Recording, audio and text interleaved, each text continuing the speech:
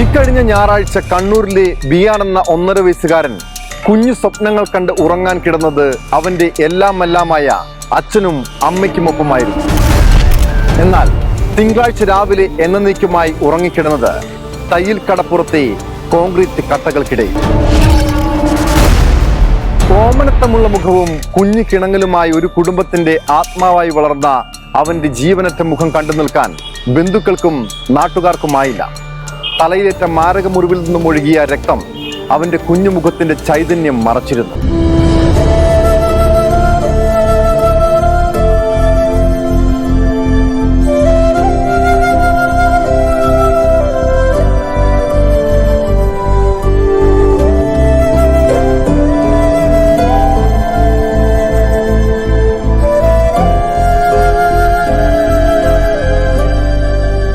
നെഞ്ചു കലക്കുന്ന കാഴ്ച തയ്യിൽ കടപ്പുറത്തെ ജനങ്ങളെ രോഷാകുലരാക്കി.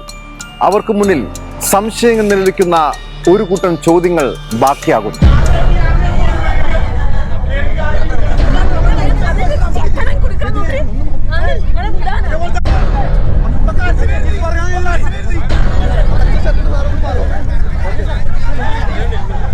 തലേ ദിവസം രാത്രിയിൽ അച്ഛനും അമ്മയ്ക്കുമൊപ്പം ഉറങ്ങാൻ കിടന്ന വിയാൻ എങ്ങനെ കടൽ തീരത്തെത്തി? അവന്റെ ജീവൻ നഷ്ടപ്പെടാൻ കാരണമായ തലയിലെ മാരക മുറിവ് എങ്ങനെയുണ്ടായി?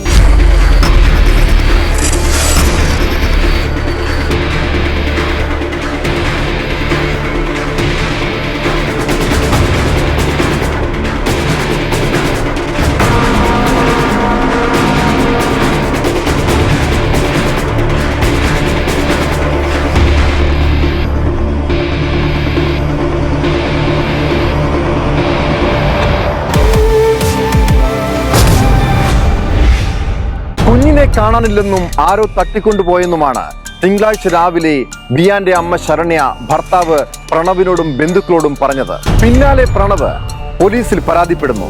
അന്വേഷണത്തിനൊടുവിൽ തയ്യിൽ കടപ്പുറത്തെ കോൺക്രീറ്റ് കട്ടകൾക്കിടയിൽ കുഞ്ഞിന്റെ ചേതനയേറ്റ ശരീരം കണ്ടെത്തുന്നു.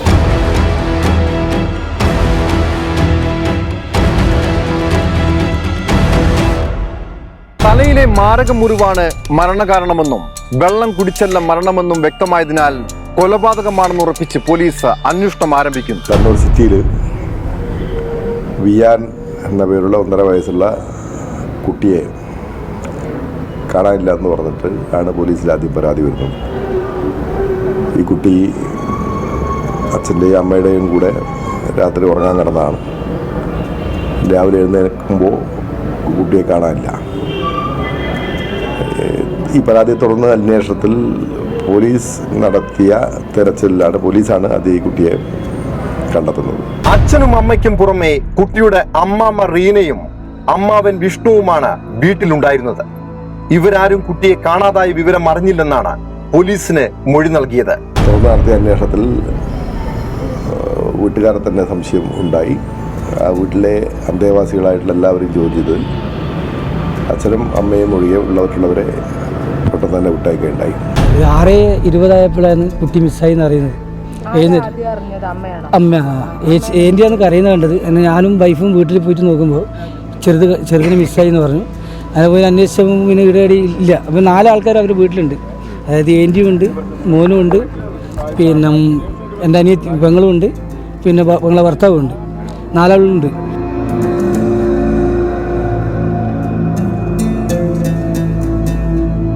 മൂന്ന് മണിക്ക് എഴുന്നേറ്റ് കുട്ടിക്ക് മരുന്നെല്ലാം കൊടുത്ത് കൂട്ടിയിട്ട് കിടത്തി ഇറക്കിയതല്ല പോലും. അപ്പോൾ അവനോട് പറഞ്ഞു പോലും ഒന്ന് ശ്രദ്ധിക്കണേ, കുട്ടിക്ക് സുഖമില്ലാത്തതാണ്. ഞാൻ ശ്രദ്ധിച്ചോളൂ എന്നെല്ലാം പറഞ്ഞ് അവൻ ഒന്നിച്ച് കിടന്നതാണ് പോലും. ഇവള് 2 ആളും, അതായത് കുട്ടിയും ഭർത്താവും മുറിയിൽ കിടന്നു, ഇവള് സെൻട്രലിൽ കിടന്നു, ചൂടെടുക്കുന്നതെന്ന് പറഞ്ഞുകൊണ്ട് കിടന്നതാണ്. അതിനുശേഷം പിന്നെ നമ്മൾ നേരം വെളുത്തിട്ടാണ് ഇതെല്ലാം സംഭവം ഇവർ പറയുന്നത്. നേരം വെളുത്തിട്ട് നോക്കുമ്പോൾ ഒരു 6:20 ആയിക്കൊണ്ട് ഏൻ്റിനെ കർശനം കേട്ട് വീട്ടിൽ പോകുമ്പോൾ കുട്ടി മിസ്സിങ്. നേരം വെളുക്കുന്നവരെ വാതിൽ തുറന്നിട്ടില്ല എന്ന് പറയുന്നത്. അപ്പോൾ പിന്നെ കുട്ടി എവിടെയും ചാൻസ് ഇല്ല. ചിത്രമുള്ള കുട്ടി എവിടെയും പുറത്ത് പോകേണ്ട ചാൻസ് ഒന്നുമില്ല. 1.5 വയസ്സേ ഉള്ളൂ കുട്ടിക്ക്. പിന്നെ അതെല്ലാം കഴിഞ്ഞതിന് ശേഷം നമ്മൾ പോലീസിലായിട്ട് ബന്ധപ്പെട്ട് പോലീസ് മുഖേന ഇങ്ങോട്ട് വന്ന് ഇവിടുന്ന് കുറേ ആൾക്കാരെല്ലാം കൂട്ടി കുറേ തെരച്ചിലെല്ലാം കരുതിയിട്ട് കുട്ടീനെ കാണുന്നില്ല. അതിനൊരു 10-20 ചോദ്യം ചെയ്തപ്പോൾ ഞാൻ പറഞ്ഞു എല്ലാവരും ചോദ്യം 4 ആളും ചോദ്യം ചെയ്യണമെന്ന് പറഞ്ഞു. വീട്ടിൽ നിന്ന് മിസ്സാകുന്നുണ്ട് 4 ആൾ ഉത്തരവാദിത്തമാണ്. അങ്ങനെ 4 ആൾ ചോദ്യം ചെയ്ത് സ്റ്റേഷനിലേക്ക് വിളിപ്പിച്ചു. പോലീസുകാർ സ്റ്റേഷനിലെല്ലാം ചോദ്യം ചെയ്ത് അപ്പം എസ് ഐ സാർ വന്നിട്ട് പറഞ്ഞു, സജിത്തേ ബാ, നമുക്ക് എന്തായാലും തെരച്ചിൽ നടത്തണം, എന്നാൽ ഇങ്ങനെ വിടാൻ പാടില്ല, നമുക്കൊന്ന് ബീച്ച് സൈഡ് കടൽ സൈഡ് ഒന്ന് പോയിട്ട് തെരച്ചിൽ നടത്തണം, അത് തിരഞ്ഞേ പറ്റൂ, ബാ നമുക്കൊന്ന് എല്ലാവരും നാട്ടുകാരെല്ലാം ഉണ്ടാവില്ലേ, അപ്പോൾ എല്ലാവരും കൂട്ടി നമുക്ക് പോകാമെന്ന് പറഞ്ഞ് സ്റ്റേഷൻ നേരെ ഇവിടെ വന്ന് ചെക്ക് ചെയ്യുമ്പോൾ കുട്ടീൻ്റെ ജഡം കടലിൽ നിന്ന് കല്ലിനെ മുകളിൽ കണ്ടു.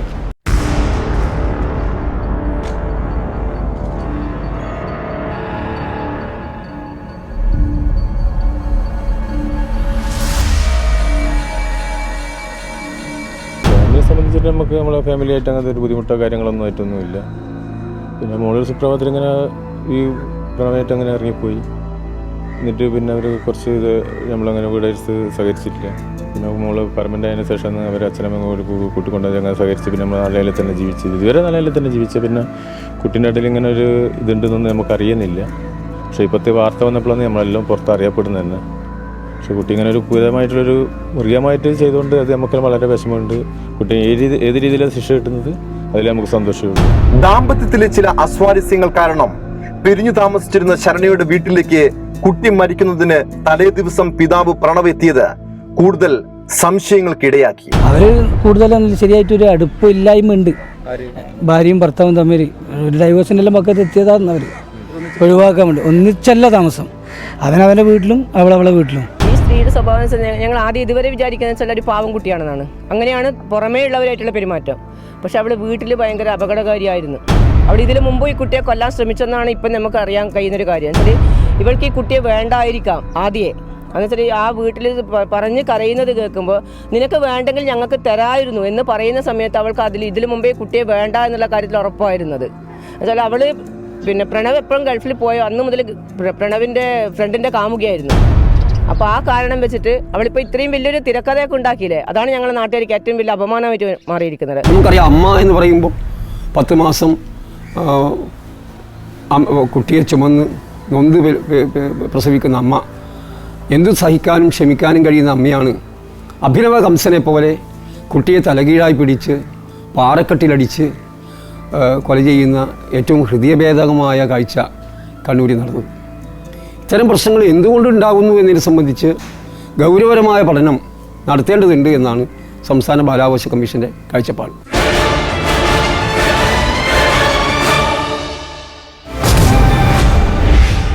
കുഞ്ഞിന്റെ അച്ഛൻ പ്രണവിനെ ചോദ്യം ചെയ്തതിൽ നിന്നും കൊലപാതകത്തിൽ പങ്കില്ലെന്ന് മനസ്സിലായതോടെ പോലീസ് അന്വേഷണം അമ്മ ശരണ്യയിലേക്ക് തിരിച്ചു.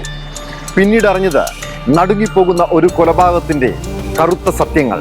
തുടർന്ന് വിശദമായിട്ട് ചോദിച്ചതിൽ ശാസ്ത്രീയമായിട്ടുള്ള തെളിവുകൾ അമ്മക്ക് എതിരെയാണ്, ശരണ്യക്കെതിരെയാണ് എന്ന് മനസ്സിലായി. അങ്ങനെ വന്ന് വിശദമായിട്ട് ചോദ്യം ചെയ്തതിൽ ഈ കേസിന് ആസ്പദമായിട്ട് അവർ കുറ്റസമ്മതമൊഴി നൽകുകയുണ്ടായി. ചെയ്തയാളിന് മാത്രം പറയാവുന്ന വളരെ സൂക്ഷ്മമായ അംശങ്ങൾ ഉൾപ്പെടെയുള്ള കുറ്റസമ്മതമൊഴിയുടെ അടിസ്ഥാനത്തിൽ മറ്റ് ശാസ്ത്രീയമായിട്ട് തെളിവുകളുടെ അടിസ്ഥാനത്തിൽ കൂടിയാണ് അവർ അറസ്റ്റ് ചെയ്തത്. തലയും കാലും അങ്ങനെ കുമ്പിട്ട രീതിയിൽ, അതായത് വെള്ളത്തോട് ചേർന്നിട്ട് തന്നെ ഉണ്ടായത്.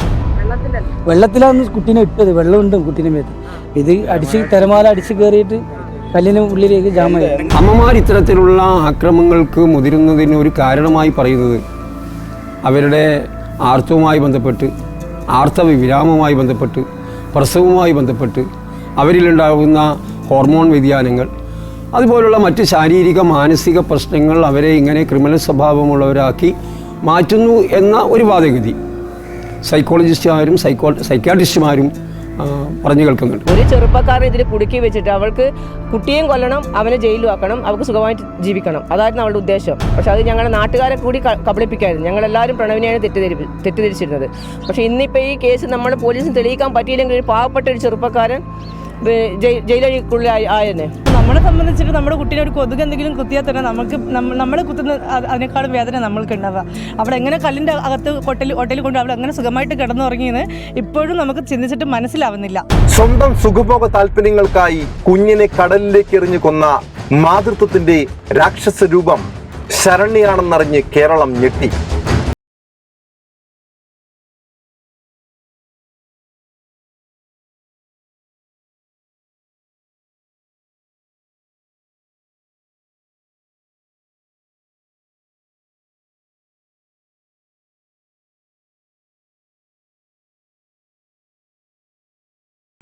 ദിവസങ്ങൾ നീണ്ട ആസൂത്രണങ്ങൾക്കൊടുവിലാണ് 21-കാരിയായ ശരണ്യ കുഞ്ഞിനെ കൊലപ്പെടുത്തിയത്. ഭർത്താവിനെ പ്രതിയാക്കിയ ശേഷം കാമുകനൊപ്പം കഴിയാമെന്നായിരുന്നു പദ്ധതി. എന്നാൽ ഫോറൻസിക് പരിശോധനാ ഫലം കൂടി പുറത്തു വന്നതോടെ ശരണ്യയുടെ കണക്കുകൂട്ടലുകൾ തെറ്റി. വെറും 22 വയസ്സ് മാത്രമുള്ള ഒരു കുട്ടിക്ക് ഇത്രയും വലിയൊരു നീച കൃത്യം ചെയ്യാൻ പറ്റുമെങ്കിൽ അവളിനി കുറച്ച് കഴിയുന്നതോടെ അവളെ മൈൻഡ് വളരുന്നതിനനുസരിച്ച് അവൾ എന്തായിരിക്കുമെന്ന് നമുക്ക് പോലും ചിന്തിക്കാൻ പറ്റാത്തതിനപ്പുറത്താണ്. 3 മാസം ഗർഭിണിയായിരിക്കുമ്പോഴാണ് ശരണ്യ ഭർത്താവിന്റെ സുഹൃത്തായ നിധിനുമായി അടുക്കുന്നത്. ഭർത്താവ് പ്രണവ് ഗൾഫിലായിരുന്നു. തിരിച്ച് നാട്ടിലെത്തിയ പ്രണവ് ഈ ബന്ധം അറിഞ്ഞതിനെ തുടർന്ന് ശരണ്യയുമായി അകന്നു. 3 മാസമായി ശരണ്യ തയ്യിലിലെ സ്വന്തം വീട്ടിലാണ് കഴിയുന്നത്. ഭർത്താവിനെയും കുഞ്ഞിനെയും ഒഴിവാക്കി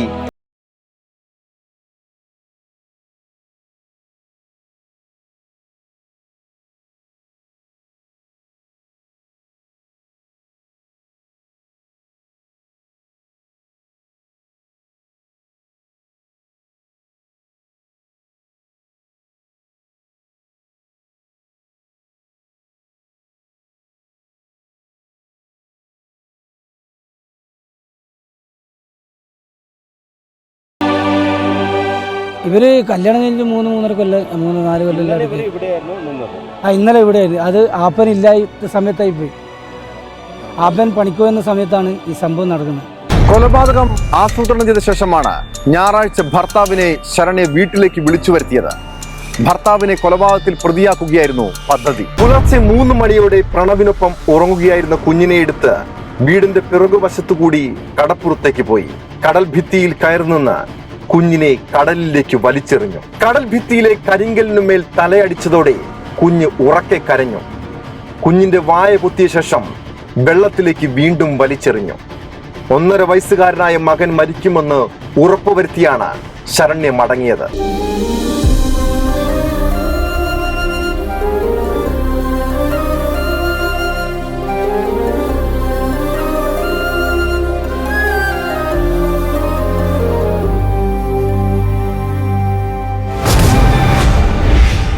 പുലർച്ചെ എഴുന്നേറ്റ് കുഞ്ഞിനെ കാണാനില്ലെന്നും മറ്റുള്ളവരോട് പറഞ്ഞതും ശരണ്യ തന്നെ. കുഞ്ഞിനെ തിരയാൻ പോയ ശരണ്യ മൃതദേഹം കണ്ടെത്തിയ സ്ഥലത്ത് നിന്ന് വരുന്നതും ഭർത്താവ് കണ്ടിരുന്നു. കുഞ്ഞിനെ കാണാതായതിൽ പ്രണവിന് പങ്കുണ്ടെന്നാണ് ശരണ്യ ആദ്യം മൊഴി നൽകിയത്. കുഞ്ഞിന്റെ മൃതദേഹം കിട്ടിയതിനു ശേഷമുള്ള ശരണ്യയുടെ പെരുമാറ്റം പോലീസിന് സംശയമുണ്ടാക്കി. ഡോഗ് സ്ക്വാഡ് നടത്തിയ പരിശോധനയും ഫോറൻസിക് പരിശോധനാ ഫലവും എതിരായതോടെ ശരണ്യ കുറ്റം സമ്മതിച്ചു. കുട്ടി മരണപ്പെട്ട കേസിൽ അറസ്റ്റുണ്ട്. കുട്ടിയുടെ അമ്മ ശരണ്യയാണ് പ്രതി. അപ്പോൾ നാളെ കോടതി ഹാജരാക്കുന്നത്. കുറ്റം സംഭവിച്ചിട്ടുണ്ട്. അത് രാത്രി ആ കുട്ടിയെ അവർ തന്നെയാണ് കൊണ്ടിട്ടത്. കടലിലേക്ക് എറിയുകയാണ് ചെയ്യുന്നത്. അപ്പോൾ അതിൽ കുട്ടിയുടെ തലയ്ക്ക് ഒരു പരിക്കുണ്ട്. എല്ലാം കൺസിസ്റ്റൻ്റ് വിത്ത് ഇത് വെപ്പൻസ് ഇത് കറക്റ്റാണ്. എന്ത് ലക്ഷ്യത്തോടുകൂടി ഇങ്ങനെ കുട്ടിയെ കൊലപ്പെടുത്താൻ ശ്രമിച്ചെന്ന് കാര്യം അത് വേറെ ഒരു തുറന്നു പറഞ്ഞിട്ടില്ലെങ്കിലും വേറെ ഒരു ലവ് അഫെയർ ഉള്ളതായിട്ട് അതിൽ നിന്ന് കുട്ടിയെ ഒഴിവാക്കാൻ ഉള്ളൊരു ശ്രമത്തിൻ്റെ ഭാഗമായിട്ടാണ് മനസ്സിലാക്കുന്നത്. കടലിനെ പറ്റിച്ചിട്ട് അവർക്ക് ജയിക്കാൻ പറ്റില്ല എന്നുള്ള കാര്യം നമ്മൾ കടലിൽ കൊണ്ടിട്ടതിനെ കൊണ്ട് ആ കുട്ടി പോയി പോകുന്ന അവിടെ വിചാരിച്ചത്. വേലിയേറ്റ സമയമായിരുന്നു.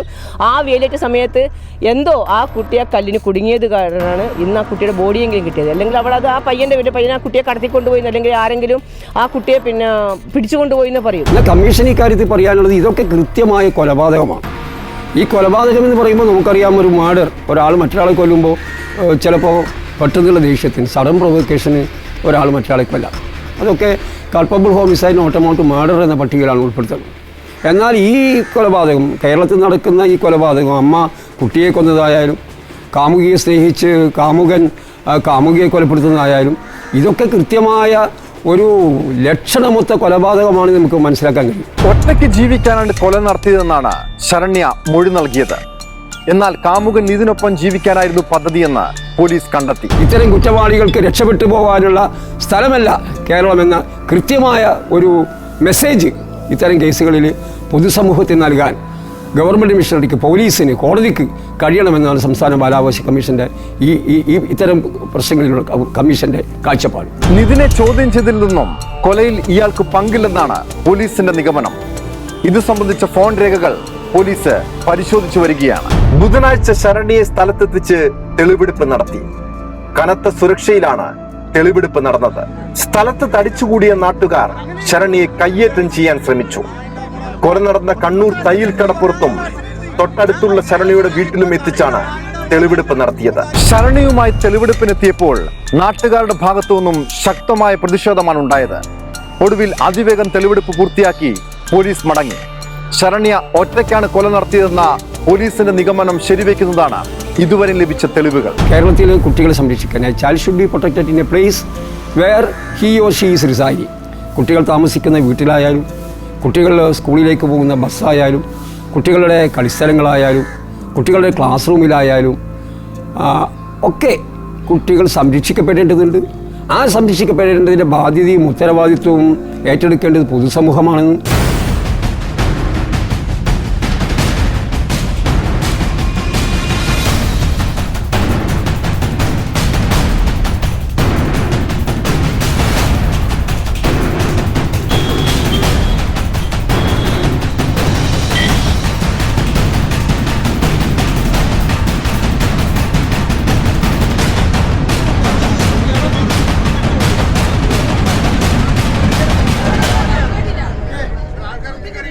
സ്വന്തം കുഞ്ഞിനെ വലിച്ചെറിഞ്ഞ കടൽ ഭിത്തിയിലെ കല്ല് ശരണ്യ പോലീസിന് കാട്ടിക്കൊടുത്തു. പിന്നീടാണ് വീട്ടിലേക്ക് കൊണ്ടുപോയത്. ശരണ്യയെ സ്ഥലത്തെത്തിക്കുന്നതിന് മുൻപ് തന്നെ നാട്ടുകാർ തടിച്ചുകൂടിയിരുന്നു. രോഷാകുലരായ നാട്ടുകാർ പ്രതിയെ പലതവണ കയ്യേറ്റം ചെയ്യാനും ശ്രമിച്ചു. നമ്മുടെ നാട്ടില് ഇങ്ങനത്തൊന്നും ഉണ്ടായിട്ടില്ല. എല്ലാവരും ഒത്തൊരുമയിലും നല്ല സന്തോഷമായിട്ടും ഒരുമിച്ച് ജീവിക്കുന്ന കുടുംബങ്ങളാണ് ഇവിടെ ഉള്ളത് മൊത്തം. അവരെ ഒരു വൃത്തികെട്ട ഒരു പേരാക്കി വെച്ചിട്ടുണ്ട് ഈ വൃത്തികെട്ട ജന്തു. അതിന് ജാമ്യമില്ല, അപ്പീലുമില്ല. ഓളെ തമർത്ത് കളയാണോ? കാരണം പറഞ്ഞാൽ നാട്ടില് ദോഷാക്കി വെച്ചിട്ടുണ്ട്. നമ്മളെ ഈ നാട്ടില് അത്രയും ദോഷാക്കി വെച്ച് ഇത്രയും വലിയൊരു പാതകം ചെയ്ത ഈ പെണ്ണിനെ ഇനി ഞങ്ങളെ ഈ നാട്ടിൽ ഞങ്ങൾ കയറ്റില്ല എന്നല്ല. ഇപ്പം ഞങ്ങളൊരു പ്രാർത്ഥന എന്താണെന്ന് വെച്ചാൽ അവൾക്ക് ജാമ്യം കിട്ടണം. അവൾ ജാമ്യം കിട്ടിയിട്ട് പുറത്ത് വരണം. അപ്പോൾ സ്നേഹമായിട്ട് തന്നെ കൊണ്ടുവന്നിട്ട് അവളെ ഈ കല്ലിൻ്റെ മേലെ ഇതുപോലെ ആ കുട്ടിയെ തലക്കടിച്ച് കൊല്ലും. അവളെ തലയിൽ അടിച്ച് ഞാൻ കൊല്ലും. അത് ഞാൻ മാത്രമല്ല, എൻ്റെ കൂടെ ഈ നാട്ടിലെ എല്ലാ അമ്മമാരും ഉണ്ടാവും. എന്നാൽ നാട്ടുകാർക്ക് മാത്രമുള്ള അഭിമാനമല്ല, ഓരോ അമ്മമാർക്കും നേരിട്ട് അപമാനമാണ്. അപ്പം ഇവർക്ക് ഇടയിൽ കൈകാര്യം ചെയ്യാൻ പറ്റുമെങ്കിൽ, അവളുടെ ശരീരത്തിൽ ഒരു കൈ വെക്കാൻ പറ്റുമെങ്കിൽ എൻ്റെ കൈയും കൂടെ ഉണ്ടാവും. ഒന്ന് കൈകാര്യം ചെയ്യാൻ വേണ്ടി കിട്ടിയാൽ മാത്രം മതി, ബാക്കി നമ്മളേറ്റോളും. അമ്മയുടെ നെഞ്ചിലെ ചൂടേറ്റുറങ്ങേണ്ട കുഞ്ഞിറയാൻ അർദ്ധരാത്രിയിൽ കടൽ തീരത്തെ കോൺക്രീറ്റ് കട്ടകൾക്കിടയിൽ കിടന്ന് ജീവന് വേണ്ടി പിടഞ്ഞപ്പോഴും കരഞ്ഞത് അമ്മയെന്ന് വിളിച്ചു തന്നെയാണ്. ആ പാവം കുഞ്ഞിനറിയില്ലല്ലോ, കാമവും പ്രേമവും ഉള്ളിലിറഞ്ഞ ഒരു രാക്ഷസ ജന്മമാണ് തനിക്ക് ജന്മം നൽകിയ അമ്മയെന്ന്. കണ്ണൂരിൽ നടന്ന പോലുള്ള ഒറ്റപ്പെട്ട ആക്രമണങ്ങളും അതിക്രമങ്ങളും നടന്നു വരുന്നു എന്നുള്ളത് ഒരു വസ്തുതയാണ്.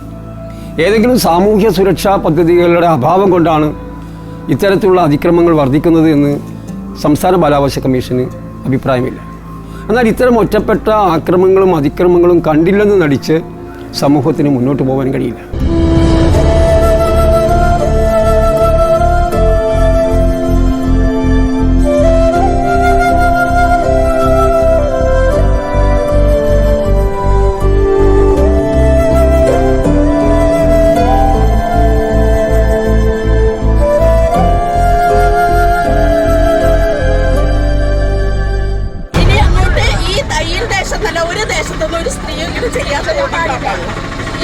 ഇതിന് വേണ്ട നല്ല നടപടി കാര്യമായിട്ട് നിങ്ങൾ എടുക്കണം. നിങ്ങളുടെ കയ്യിലാണ് ഇപ്പം കിട്ടിയിരിക്കും. അപ്പം അതിന് വേണ്ടത് നിങ്ങൾ ചെയ്യാം. ഇപ്പം നമുക്ക് ഇങ്ങനെ പറയാനേ പറ്റൂ, പ്രവർത്തിച്ച് കാണിക്കാൻ പറ്റില്ല. അത് കാണിക്കേണ്ടത് നിങ്ങളാണ്. എൻ്റെ നാട്ടിൽ പരസ്പരം സ്നേഹിക്കുന്നവരാണ്. ഈ നാട്ടിൽ ഇങ്ങനത്തെ ഒരു കൂടെ ഒരു സ്ത്രീ ഉണ്ടായിരുന്നത് ഞങ്ങൾക്ക് അപമാനമാണ്, അമ്മമാർക്ക് അപമാനമാണ്, കുട്ടികൾക്ക് അപമാനമാണ്. അത്തരം രക്ഷിതാക്കളോട് ഞങ്ങൾക്ക് പറയാനുള്ളത്, നിങ്ങൾക്ക് നിങ്ങളുടെ കുട്ടികളെ വളർത്താൻ കഴിയുന്ന ഒരു സാഹചര്യമില്ലെങ്കിൽ ശാരീരികമോ മാനസികമോ സാമ്പത്തികമോ വൈകാരികവുമായ കാരണങ്ങളാൽ നിങ്ങൾക്ക് നിങ്ങളുടെ മക്കളെ സംരക്ഷിക്കാൻ കഴിയുന്ന ഒരു അവസ്ഥ ഇല്ലെങ്കിൽ നിങ്ങൾ കുട്ടികളെ ഇങ്ങനെ കൊല ചെയ്തുകൊണ്ട് പോകേണ്ടതില്ല. മറിച്ച് അത്തരം കുട്ടികളെ ചൈൽഡ് വെൽഫെയർ കമ്മിറ്റി മുമ്പാകെ നിങ്ങൾക്ക് സറണ്ടർ ചെയ്യാം. സ്വാഭാവികമായും അത്തരം കുട്ടികളെ ചൈൽഡ് വെൽഫെയർ കമ്മിറ്റിക്ക് മുമ്പാകെ സറണ്ടർ ചെയ്ത് കഴിഞ്ഞാൽ 2 മാസം പുനഃപരിശോധിക്കുന്നതിന് വേണ്ടിയുള്ള തീരുമാനം പുനഃപരിശോധിക്കുന്നതിന് വേണ്ടിയുള്ള സമയം ചൈൽഡ് വെൽഫെയർ കമ്മിറ്റി അത്തരം രക്ഷിതാക്കൾക്ക് നൽകും. 2 മാസത്തിന് ശേഷവും നിങ്ങൾക്ക് കുട്ടികളെ വളർത്താൻ കഴിയില്ല എന്ന നിലപാടിൽ നിങ്ങൾ ഉറച്ചു നിൽക്കുകയാണെങ്കിൽ സ്വാഭാവികമായും അത്തരം കുട്ടികളെ സംരക്ഷിക്കാനുള്ള ബാധ്യതയും ഉത്തരവാദിത്വവും സർക്കാരിനുണ്ട് എന്നുള്ളത് കൊണ്ട് തന്നെ ചൈൽഡ് വെൽഫെയർ കമ്മിറ്റി ആ കുട്ടികളെ സംരക്ഷിക്കുകയും സ്ഥാപനങ്ങളിലേക്ക് അയക്കുകയും പിന്നീട് ദത്തെടുക്കൽ പോലുള്ള നിയമ നടപടികളിലേക്ക് പോവുകയും ചെയ്യും. പ്രണയം തലയ്ക്ക് പിടിച്ച് കാമുകന്റെ കൂടെ സുഖലോലുപത തേടി പോകുന്ന ശരണ്യയെപ്പോലുള്ള അമ്മമാരോട് പറയാൻ ഒന്നേയുള്ളൂ: കുഞ്ഞുങ്ങൾ ദൈവത്തിന്റെ പ്രതിരൂപങ്ങളാണ്. അവരെ വേണ്ടെങ്കിൽ മറന്നേക്കൂ. നെഞ്ചോട് ചേർക്കാൻ അനേകായിരങ്ങളുണ്ട്.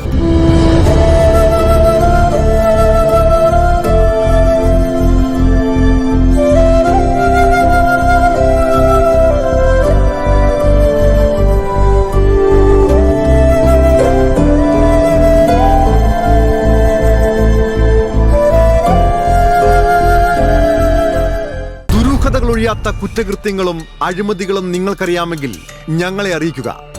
ബന്ധപ്പെടേണ്ട നമ്പർ 9207078633. വാട്സപ്പിലൂടെയും ഇമെയിലിലൂടെയും സന്ദേശങ്ങൾ അയക്കാം. Email ID cid24@24news.com.